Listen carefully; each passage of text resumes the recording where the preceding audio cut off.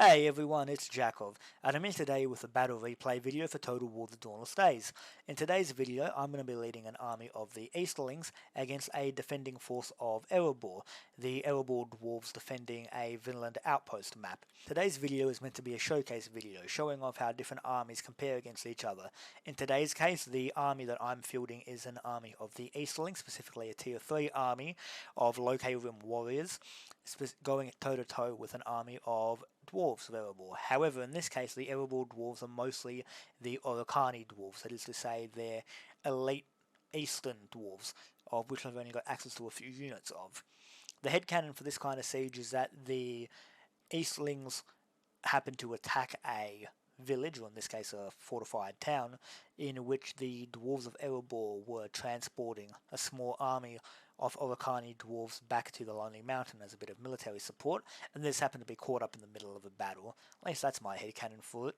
If you guys kind of like the idea of this battle, please make sure to like and subscribe. I know it might not seem like much to you, but for such a small channel, we really do appreciate it here. With that said, I'm going to put the battle into slow motion and we'll check out both armies. So looking at the Lôke Rim force, and that is something I've been trying to do, trying to show off the different subtypes and sub-factions within a faction. So in this case, the tier 3 professional infantry of the Easterlings are the Lôke Rim warriors. So we'll start from this flank and we'll move on. We've got a couple units of the golden red armoured Lôke Rim archers. So again, they're tier 3 professional archers. Then for a general unit, we've got the heavy shock infantry, the Warlords of Rune, in their blood red armour. Then in the front of their lines, we've got the Lôke Rim Macemen, the professional axemen, even though they wield maces. So we've got a fair few couple of units of these guys ready to go. Then over here, we've got a unit of the Variag Bowmen in support. The Variags often being known to work in association with the Lôke Rim. Then over here, we've got another unit of the Variag Warriors in their absolutely beautiful armour. And then in front of them, we've got another unit of the Lôke Rim Archers. And then behind them, we've got a Onager unit, so artillery, designed to punch a hole through the defending fortification.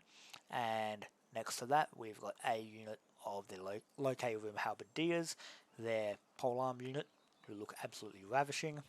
And then finally, just for a bit of support, we've got a unit of the Clan Guards, their spearman unit. Defending this map, which I actually really do like. So first off, we've got a large fortified wall crossing this land bridge, which is the only way through to the settlement. So it's quite large and defended, and on this side we've got a fort tower, which will proceed to open fire on any units that come too close. Manning the top of the wall, if we can get the camera to work properly, we've got the Warriors of the Red Mountain, which is a special recruitment unit. You only have 3 of them per army for the Erebor faction, and they do look a bit different to the regular dwarves. They have a lot of eastern influence, which makes sense given that they come from the eastern mountains. So you've got a unit or 2 of them up here.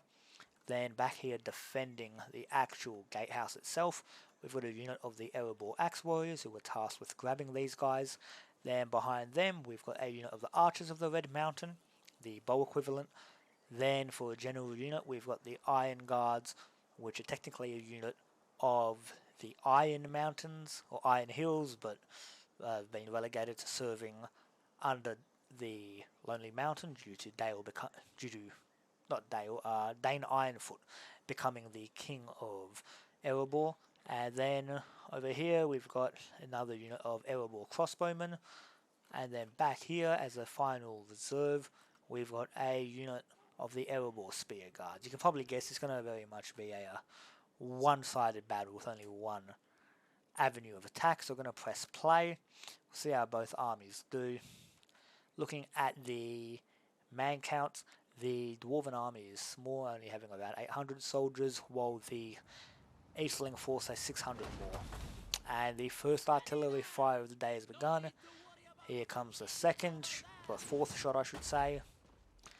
And yeah, having led this army, I made sure to try and focus my fire on the walls and the gatehouse.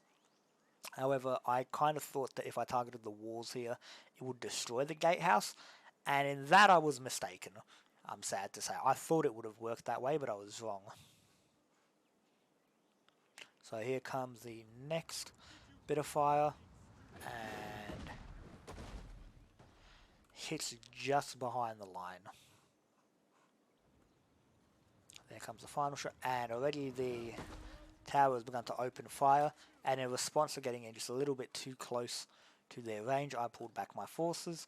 As you can see, already we have the first two dead warriors of the battle, a Variag bowman and another Variag bowman. So yeah, I pulled back my artillery to try and preserve, well, artillery and infantry to try and preserve my men. After all, there's no point losing your infantry when there's no point to losing them. That shot just missed.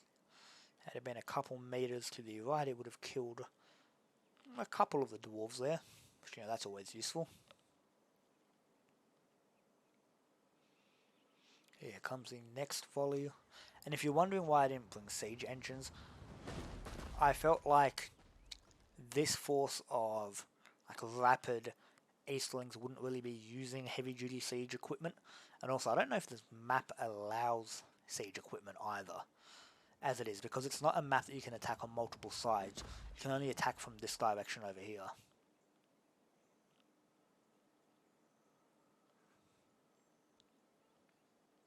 Also, I will say I've just watched the first episode of House of the Dragon, so it kind of gives a bit of an idea of when I've been filming this. And what do you guys think of the show? Let me know in the comments down below. I've read the Fire and Blood book and the Song of Ice and Fire books, and I am planning on making videos based on those mods for the show and the books that are in Total War games. However, I haven't had time for it, so those should be coming up sometime in the future. But as it currently stands, I want to hear your guys' thoughts on the show. And at least its first episode, did it meet your standards? Did it wash out the sour taste of Season 8? You know, let me know down below. And they open fire with yet another volley of artillery.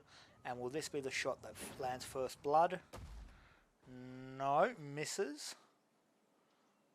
Well, the next one's be the one that first landed, begin killing. Here comes in another volley of 3. I hope they'll swap out the voices. And there it is. There goes the first group of dwarves killed. And quite a bloodbath they've made over here. And down on the ground, just one dude has been knocked out. Dead. So first blood has been struck by both sides. Artillery is continuing to open fire. And lands remarkably close to the next shot, killing yet another dwarf. 3 more shots are being fired now. And all of them miss. Well, I think one hit the wall, but still. More fire incoming? I certainly hope so. See, as you can see, the dwarves have kind of made a smart choice by not pulling all their infantry here. Like, they pulled most of them, but they've left a bit of a reserve back there that could be kept safe. Right there, the crenellation saved those guys, not these. They just got turned into mulch. Very brutal. Wish there was more dismemberment in this game from artillery, like seeing arms and legs go flying everywhere. It'd make for quite a nice change. Ah yeah, French dwarves. They should love that voice.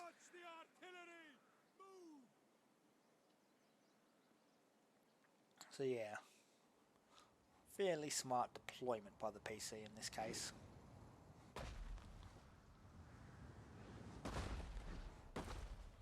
And more of a bloodbath over here, slowly whittling down the number of defenders on the wall. Although, that said, every warrior that dies on the wall is one warrior that doesn't need to be killed by infantry. Yet on the other hand, like, it's not as if we're going to be storming these walls straight up. So they've begun pulling their forces over to this side of the wall a bit more. More artillery's coming in. I will say, had they not pulled back, I think more of them would have died over here from that shot. And we'll go back to it. Looking at the numbers, this unit's lost 15 warriors. This unit's lost none. overall the... Really? 24 warriors dead? I didn't expect that. 7 dead from the artillery. And more crossbow. I must have missed some of these shots. That was a brutal one. That knocked that. Yeah, those shots did a bit of damage there. That's for sure. That was a nice one though, just carving a path through these dwarves here. And both units have begun to suffer. It's good to see. How's the wall holding up? It's taking damage bit by bit.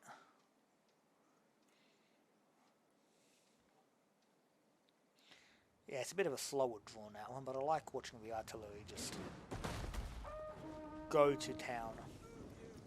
More dwarves die there.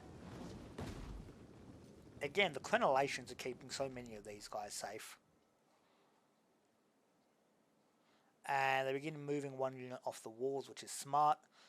No reason to keep them all up there where they're vulnerable. Although they're kind of teleporting down the stairs, but you know, whatever.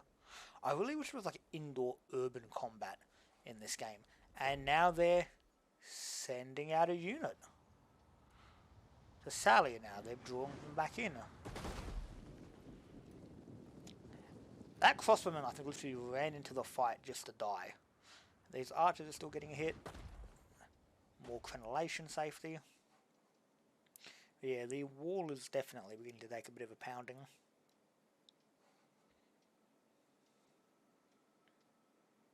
I will say one mistake that I made in this battle is I should have focused my artillery fire more on the fort tower. I'd say more so than anything else, given I suspected the entire wall would crumble.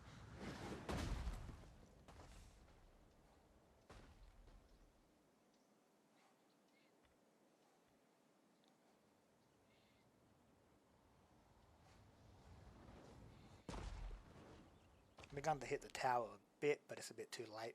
Just looking at the ammunition, Donega doesn't have too much left in the tank. And now the dwarves have made up a solid line here. With some crossbowmen, some spearmen mixed in. Anyone else going to die to these shots? Yep. More than a few dwarves die right there, tumbling down to their deaths. And the wall is very much taking a pounding. In it comes. Just completely misses.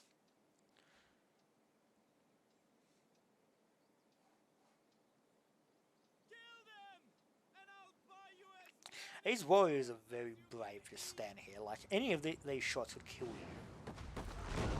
Like, those shots right there, and the wall goes down.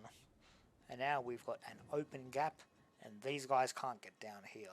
If I'd destroyed this part too, I think they actually would have been stuck up on the wall with no way of getting down.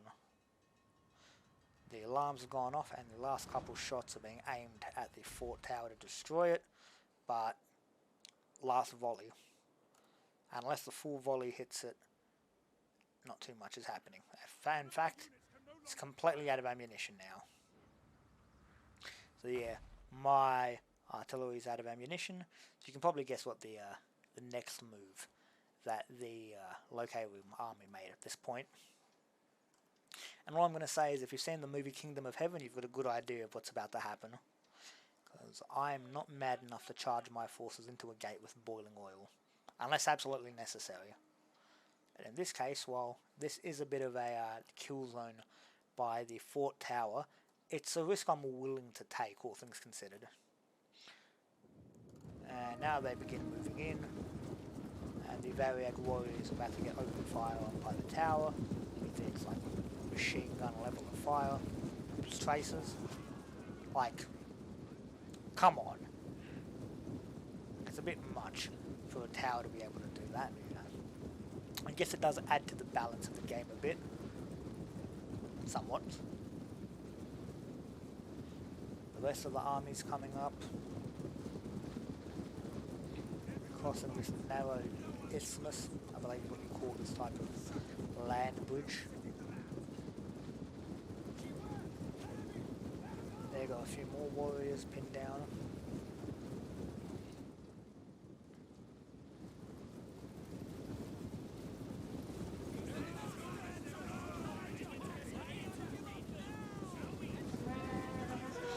now they pull their forces out, their crossbowmen and archers begin opening fire.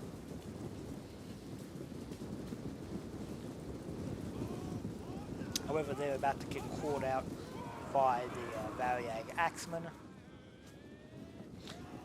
The Halberdiers join in and begin hacking them down.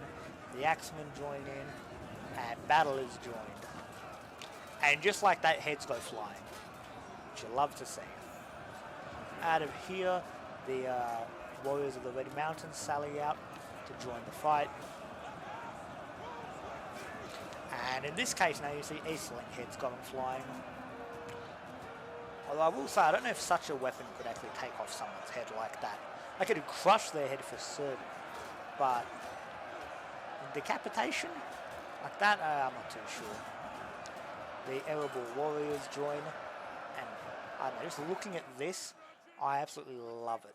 This mix of steel colour, ironish grey, and the red and gold, just duking it out on this one piece of territory.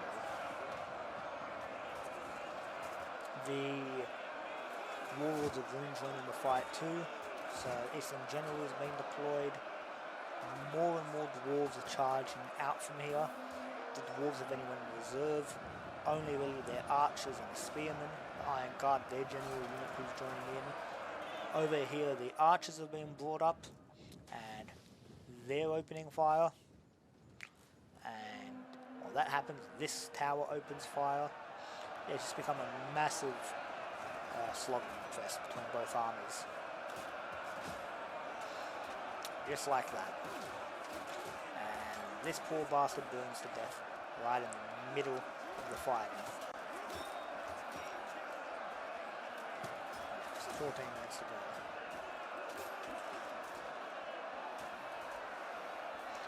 So yeah, very much a battle which both armies are using their strengths to their purpose. So for example, the predisponderance of shock infantry and heavy infantry by the Easterling force, or the Lôke army here, kind of helps offset the tactical nature of the Dwarven defence here, in that they've limited the amount of Eastlings that can engage in one at a time, so the Eastlings are instead deploying their best to fight through. And already looking at the ground here, it's already turned red with blood, and by the end of this battle it will be that much redder. I will say, if tactics are what you're expecting to see in this fight, not going to be seeing too much of that, rather than which side has the greatest heart and can take the most beating.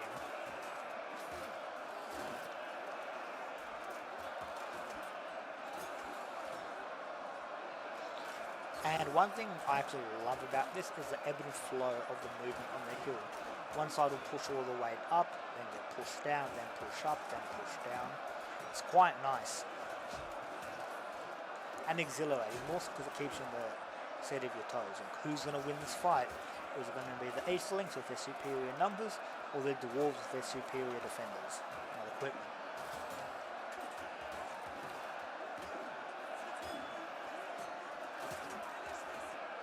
So looking at it, the men have lost about 100 soldiers, and the Dwarves have lost about 200 or so.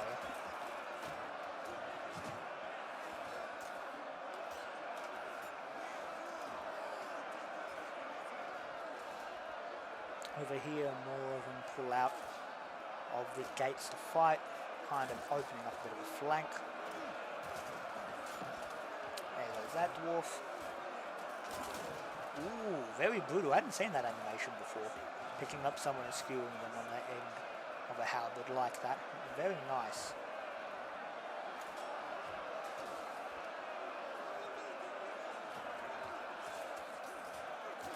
Yeah, both sides just going at it as best as they can.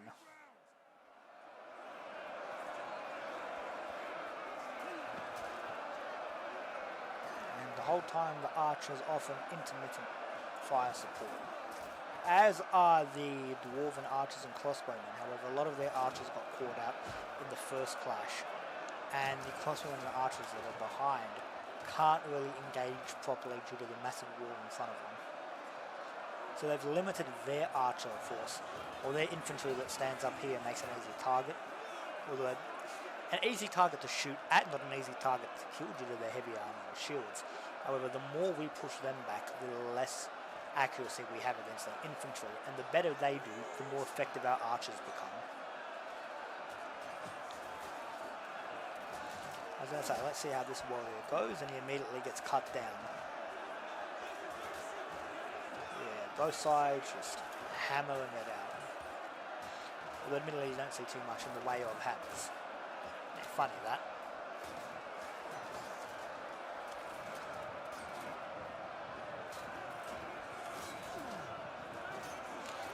Some of these dwarves really quite brave, like charging right in, opening fire at point blank range before dropping their bows and pulling out their short swords.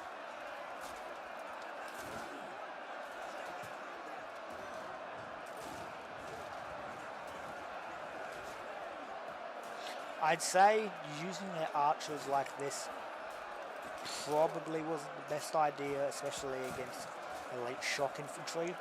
Like, it would have been better to pull them back and do a fighting withdraw, if worse came to worse, rather than throwing their archers into the fight. Although, with that in mind, I will say that this is like their best position to defend from. Because otherwise, they could pull back to the town centre, I suppose. But nothing is quite as defensible as here. Over here, this flanking fight, still raging, but it's definitely beginning to peter out a bit. Over there, we've got more warriors waiting. I want to check if he ran. No. Okay. No one's gotten in this side yet. I will say this crossbow fire is probably resulting in friendly fire on this side. More warriors charge out to reinforce, so a bit more of a sally.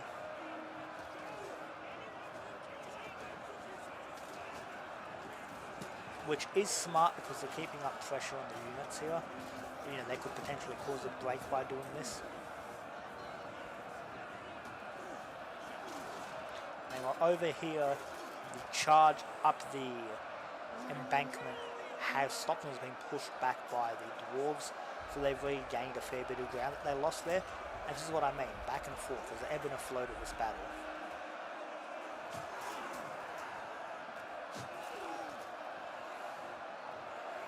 And in spite of their comrades being burned alive in front of them, maybe because of their comrades being burned alive in front of them, the Easterlings, in this case the Lôke warriors, are trying their darndest to win.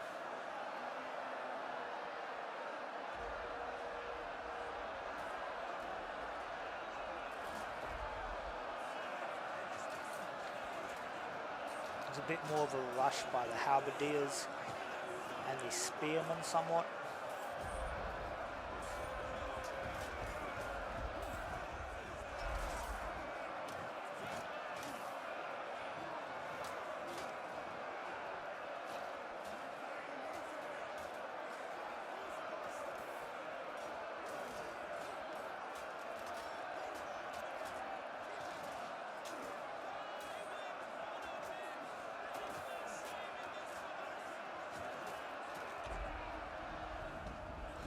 And just like that, their warriors begin to pull back out.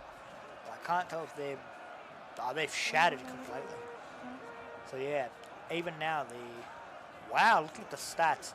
The dwarves have lost over 500 men, or almost 500 men, while this mad lad just charges inside. Like, these dwarves have been burned alive by the oil. And this Easterling decides to run in and fight. But yeah, looking at their stats, men have lost almost 300 soldiers. The dwarves have lost more. I'm going to try and watch this duel here, because it is quite amusing to me that this one lone member of the general unit has charged in.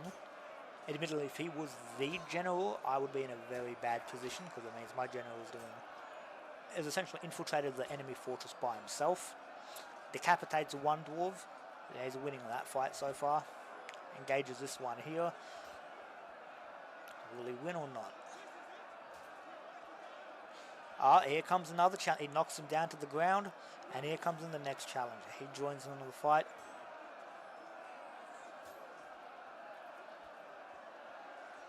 And now here comes in a third. And the original dude gets back up too, so now it's a 3v1 kind of. And this Easterling's got my respect, and these Dwarves kind of don't. They're 3v1ing a man in a fight.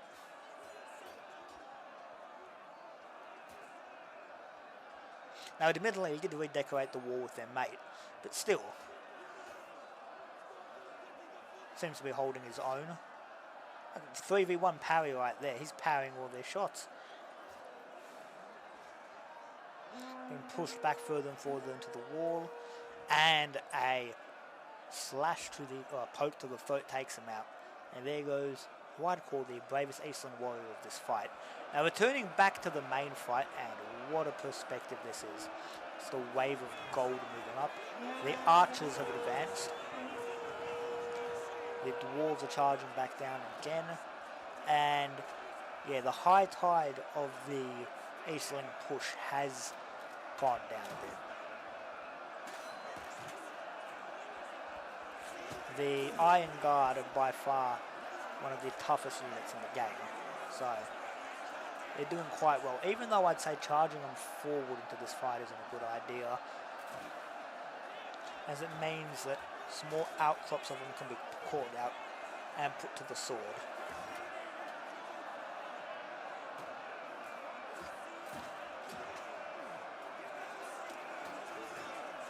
See, they keep charging, pulling back, charging. I wouldn't do that. I just hold the line here, because doing that stretches them out.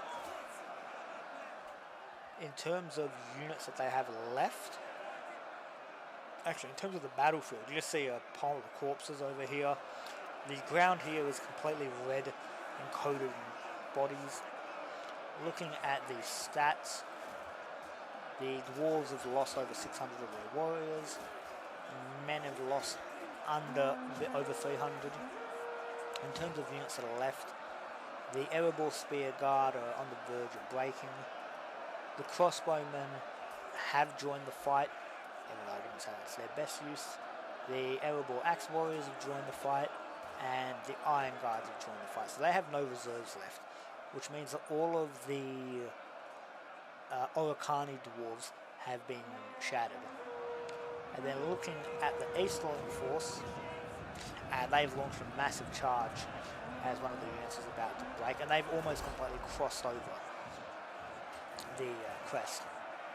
The Easterling forces, some of their units aren't quite as full up as they were before. Their infantry lines are definitely beginning to thin.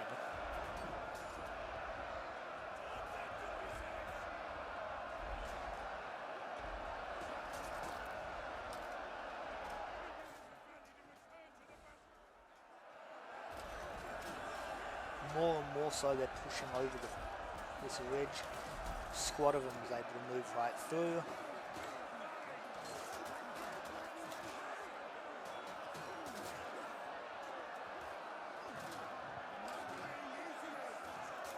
I'd say at this point, unless the Easterling general dies, the battle's probably going to turn in favour of the Easterlings. But the Iron Guard general dies, which means the Dwarves have lost their general. So their Spear Guard shatter. Axe Warriors and the Crossbowmen are still fighting. It's a shame about the Crossbowmen being forced into the fight with so much ammunition left.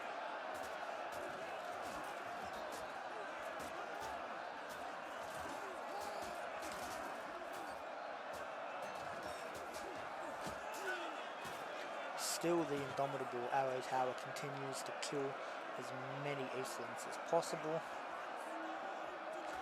Yeah, the Eastlings, the Dwarves of Erebor, I should say, are running low on bodies.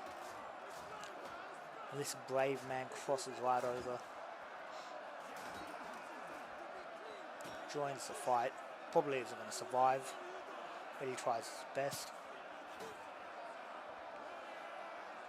Who will win this duel?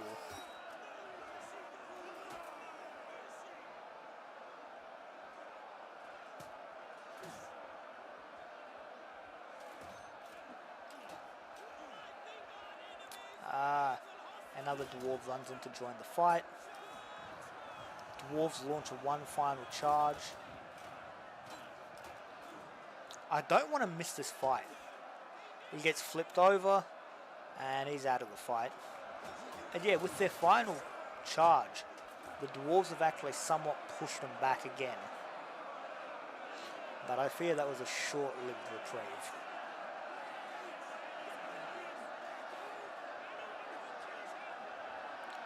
The dwarves fighting there get hacked to pieces. The crossbowmen joining the fight as much as they can. But looking at the balance of powers, I have a slight suspicion I know who wins. Also, I'm the one who played this battle, so I knew who won it, and this was a recent battle according to. But yeah, the dwarves are fighting tough, but the crossbowmen break and the spearmen break, and there we have it. A decisive victory for the Lôke army. Anyways, guys, we're going to end the replay and we'll check out how both armies did.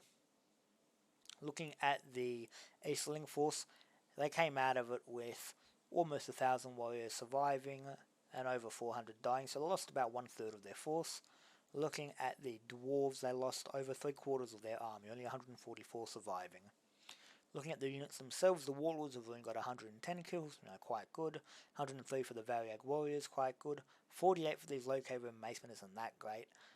81 for these Macemen, that's alright. 80 for these dudes, tolerable. 32 for the Clan Guards, isn't that great. 108 for the Lôke Halberdiers is somewhat surprising. 1 kill for the archers. All of my archer units is very disappointing. However, that said, given the nature of the battle, I don't think it really could have been anything more than that. And then 49 kills by the Onager, not too bad. Then looking at the Erebor army, the Iron Guards got 34 kills, which is not the best. 11 kills for the Warriors of the Red Mountain, quite disappointing. 62 kills by these guys is better. 67 by these guys is better. 33 isn't that good. 5 by the Archers and 26 by the Crossbowmen. Yeah, all in all, the Erebor army didn't score that many kills. The majority of the deaths inflicted on the Easterling army were by the Watchtower, more so than anything else.